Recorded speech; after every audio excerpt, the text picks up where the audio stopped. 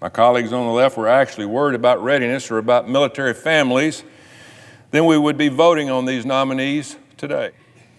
Either they can confirm these nominees through regular order, or they can stop complaining about acting officials. For months, Senator Tuberville has said if individual nominees are brought up for a vote, one at a time, he will be fine with that. Well, tonight, that's exactly what we're going to do. Individual votes on individual nominees, just as Senator Tuberville has requested. We have dozens.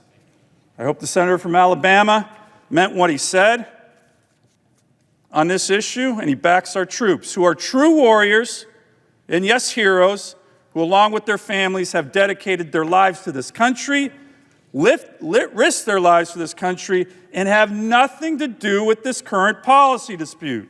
Madam President, I object. The objection is heard. One of the things that I can't understand is if you require our military to be subordinate to the people above them in the civilian world, why would you punish them for something they've got nothing to do with? Mr. President. Senator from Alabama. I object. The objection is heard. She is willing to die for this country. She has proven herself time and time again. She needs to be promoted. Therefore, I ask unanimous consent that the Senate proceed to executive session for the consideration of the following nomination: Executive Calendar 189, Laura L. Linderman to Lieutenant General, Deputy Commander, Pacific Air Forces, that the Senate vote on the nomination without intervening action or debate, that it confirm the motion to reconsider be made and laid upon the table, and the President be immediately notified of the Senate's action. Is there objection? Senator from Alabama. Reserving the right to object, Mr. President, I object. The objection is heard. Mr. President. Senator from South Carolina. Yeah, I'll have another one.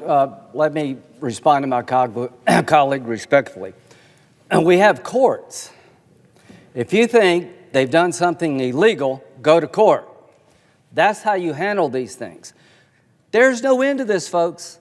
If this gets to be the norm, you're going to wreck the military promotion system. You're punishing people who are by law under the Constitution required to be subservient to civilian control. They have to follow civilian control. And you're punishing them for something they didn't do. Is there objection? Mr. President. The senator from Alabama. I object. Objection is heard. This gets to be normal. God help the military, because every one of us could find some reason to object to policy. Let's just don't hold hostage the men and women who have to follow civilian control. Let's don't ruin the lives of all these people who have been serving our nation for decades. Their families can't enroll in school. Some are going to be knocked out of promotion because of time and grade problems. Their families struggling out there because they can't move to the next assignment.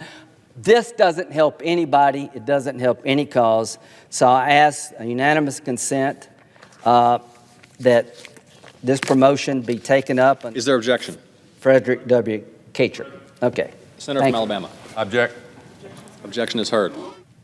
I anticipated a man of his word would honor his word. We haven't heard an explanation, but I'll tell you, this was not time wasted tonight. Is there objection? Mr. President. The senator from Alabama. I object. Mr. President, the final one. We are facing a really dangerous period right now, Mr. President, as you know, as Senator Ernst knows.